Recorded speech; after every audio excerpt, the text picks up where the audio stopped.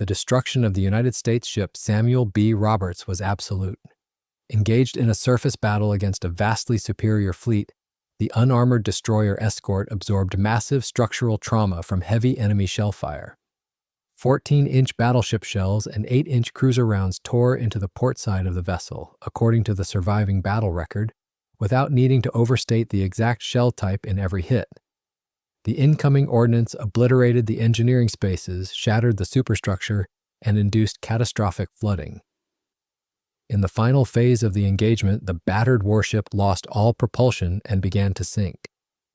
89 men out of a crew of 224 were lost in the waters of the Pacific. As the hull slipped beneath the surface, it did not enter a standard maritime environment. It sank into the extreme deep water of the Philippine Sea off Samar, a region whose depth and terrain placed the wreck far beyond any ordinary recovery environment. This geologic depression represents one of the most extreme topographical features on the planet.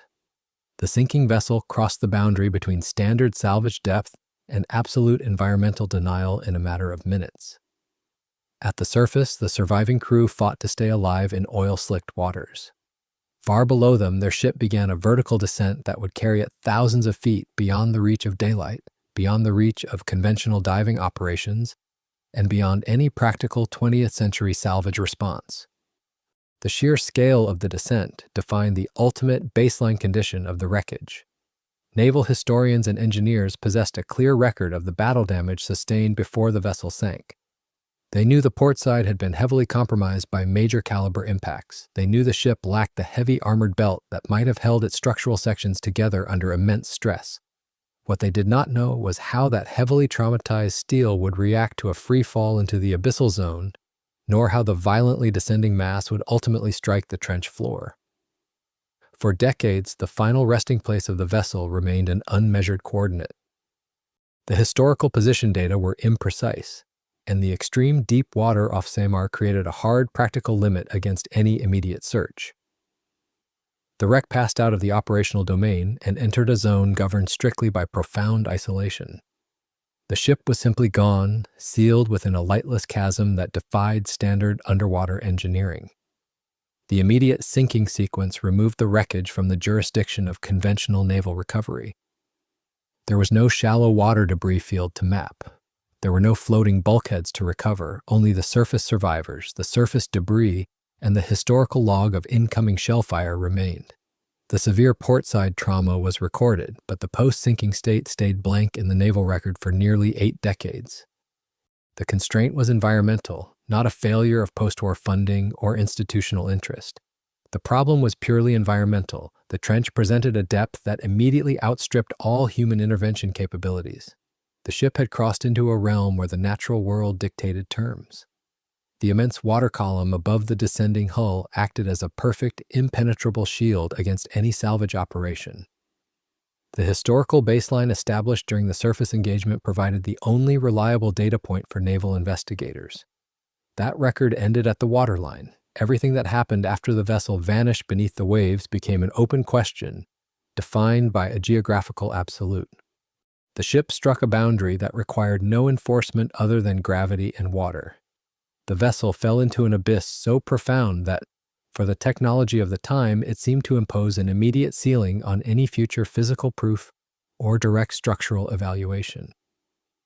The transition from a fighting warship to an unreachable target was total, instantaneous, and seemingly irreversible.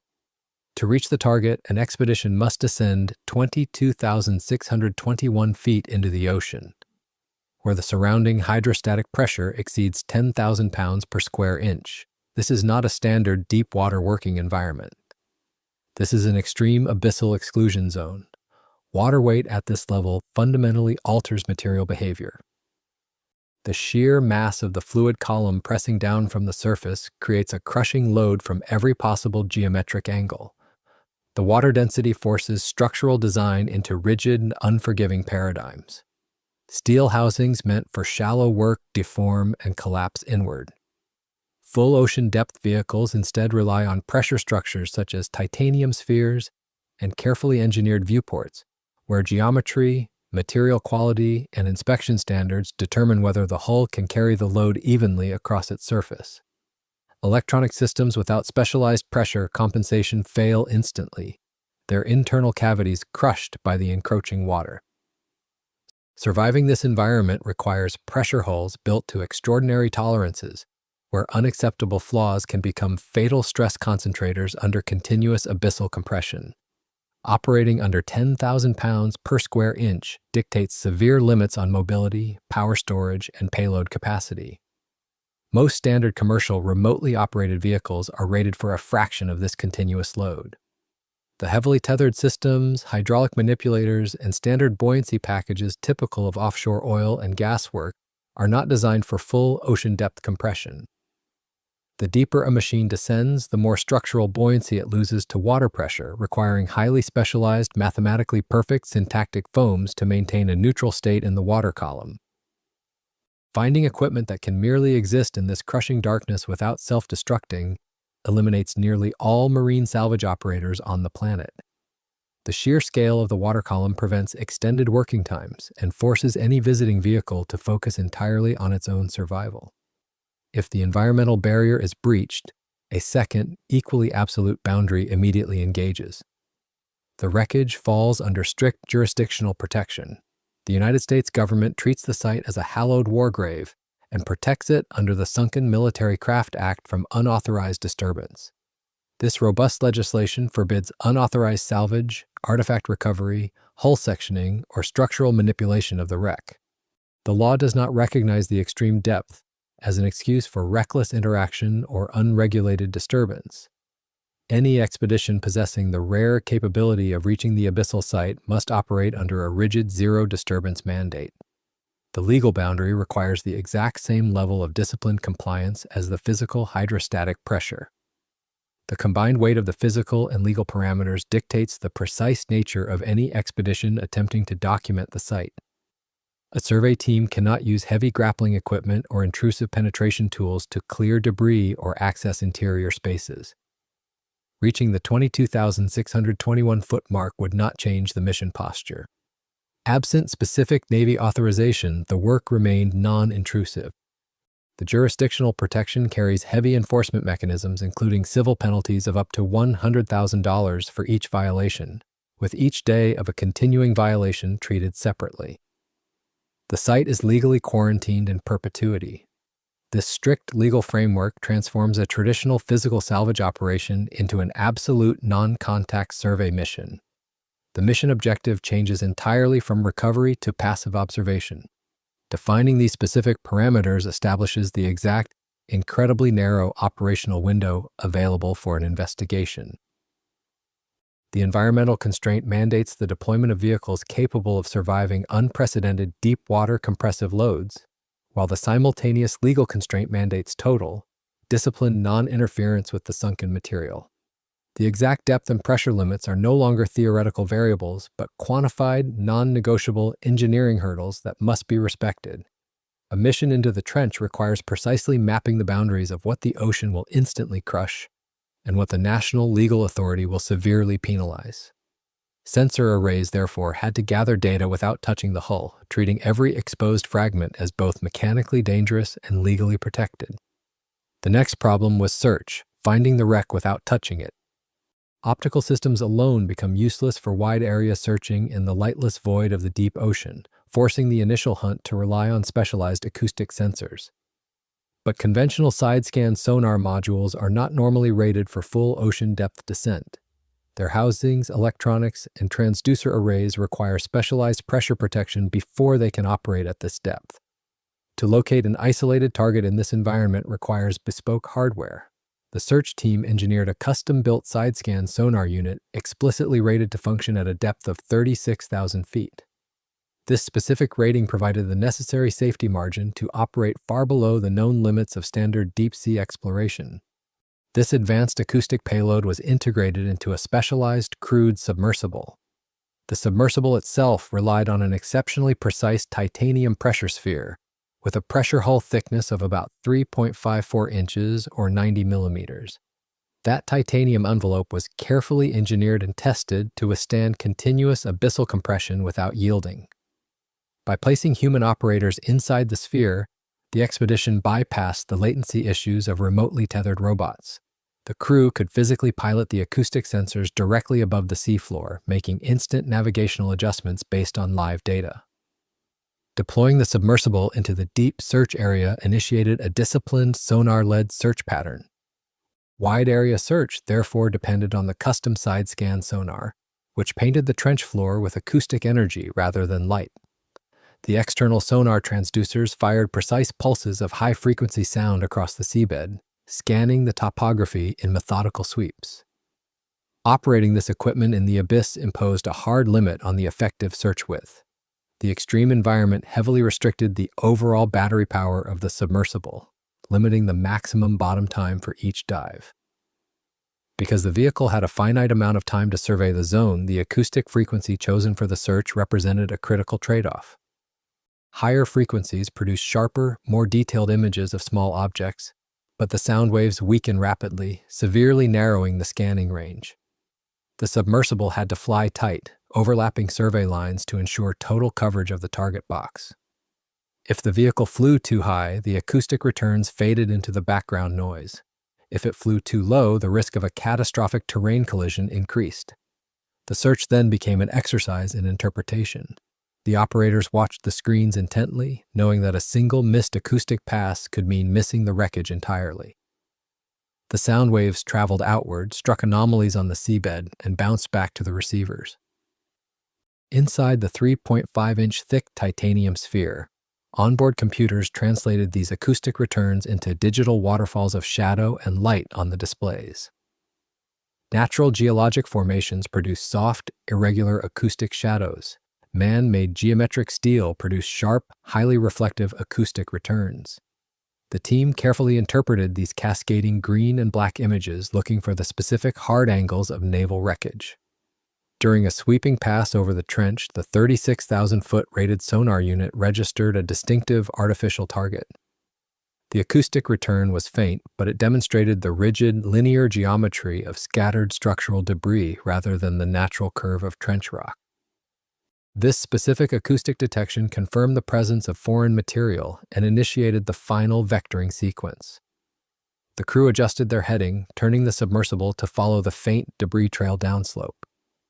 They had successfully identified a promising anomaly without physically touching the seafloor or violating the non-disturbance protocol. The anomaly now required visual verification to separate geologic scatter from steel. The visual confirmation of the primary wreckage revealed a massive steel structure locked in a permanent, violent geometry at exactly 22,621 feet below the surface. The submersible transitioned from acoustic tracking to direct optical observation as the exterior lights penetrated the abyssal darkness.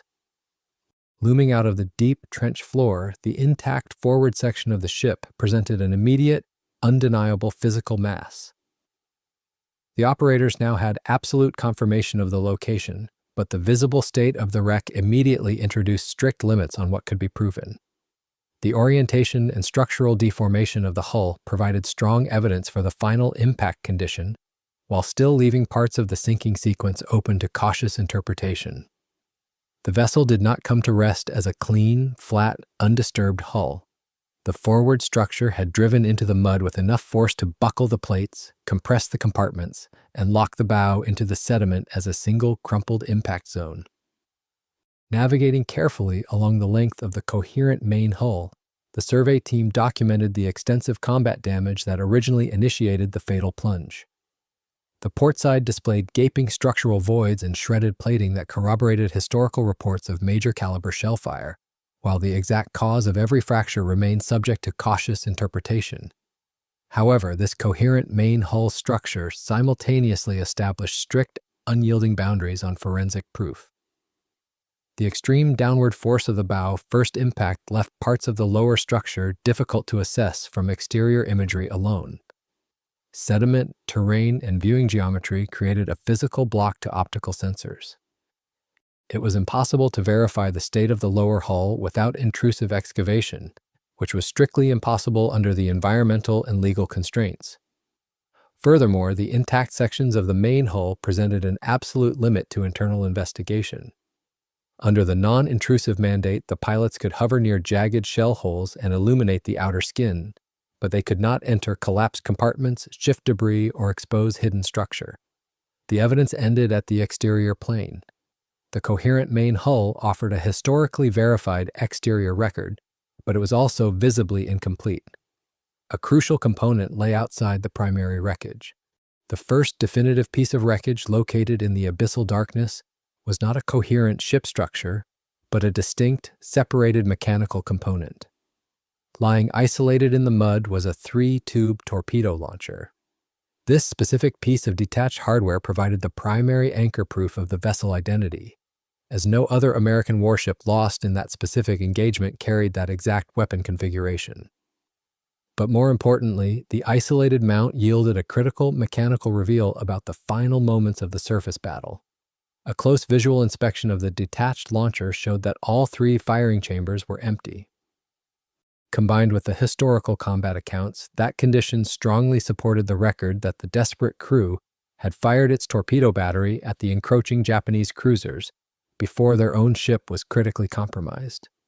This precise knowledge gain was achieved entirely through careful optical observation of the detached wreckage, requiring zero physical manipulation of the delicate, potentially hazardous artifacts. The location of the empty torpedo launcher was not random. It formed the leading edge of a vast, linear trail of fragmented steel spread across the deep trench floor. To understand the complete picture of an extreme deep water sinking, investigators must analyze debris field stratification. When a violently damaged vessel descends through thousands of feet of water, hydrodynamic drag and intense fluid friction act relentlessly upon the shattered structure. Lighter components, or those already weakened by surface explosions, strip away from the descending mass. These detached pieces fall at different terminal velocities based on their individual density and surface area, eventually settling onto the seafloor in a highly specific scatter geometry. By carefully mapping this scatter, investigators can infer the descent pattern and breakup sequence while recognizing that the exact mechanics require caution and cannot be read from debris geometry alone. However, analyzing the scattered wreckage immediately imposes a hard limit on the survey. The acoustic scatter from these smaller components is incredibly faint, making them difficult to track. Because the team could not expose or reposition fragments, precise visual identification was the maximum allowable step. The scatter geometry could only serve as a passive navigational vector toward the largest missing component. Vector mapping the detached debris relative to the main structure led the expedition to the final major piece of the forensic puzzle. Resting only about 10 meters from the main wreckage lay the completely severed stern section. The violent separation of this aft structure confirmed the absolute terminal effects of the heavy Japanese shellfire. The jagged, heavily deformed steel at the separation point perfectly aligned with the massive kinetic trauma distributed across the aft sections of the ship. The specific resting position of the stern, lying exactly 32 feet from the aft tear, demonstrated the final breakup mechanics. The close proximity suggested that the aft section probably did not tear away at the surface and drift for miles on the ocean currents. Rather, it may have remained associated with the main hull until late in the descent, or until the violent impact with the seabed. The geometry of the severed stern provided the final necessary context to understand the total structural collapse.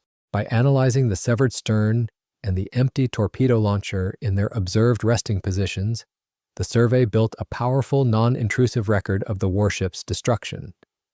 The mapping of the debris field substantially aligned with the historical combat record. The ultimate resolution of the mission flipped a fundamental assumption about deep ocean exploration, proving that absolute historical closure requires zero physical recovery. The expedition successfully achieved its primary objective of positive identification without a single artifact breaking the surface.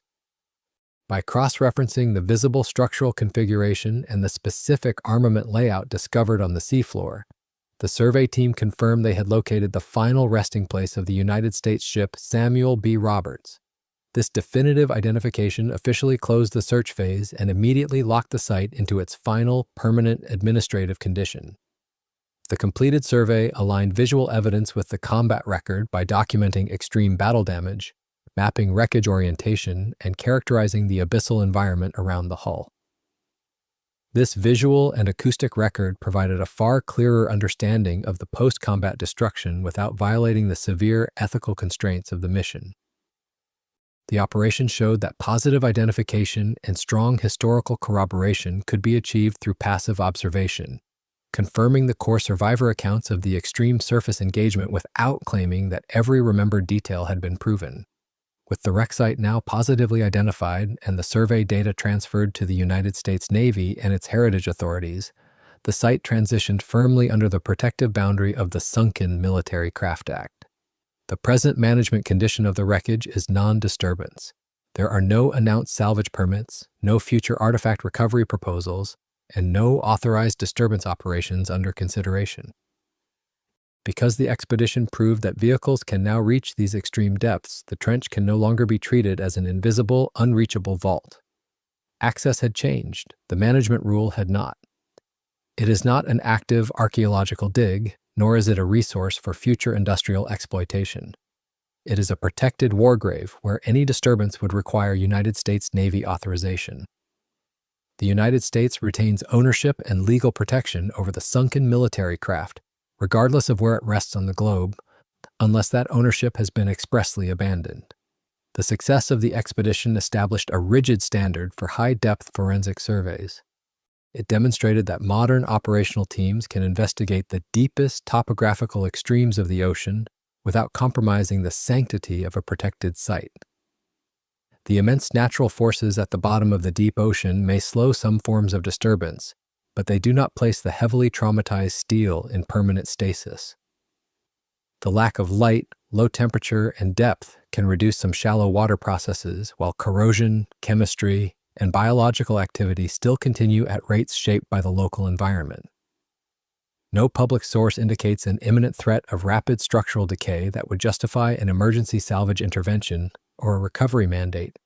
That left the present management position intact unless a future authorized assessment establishes a different need.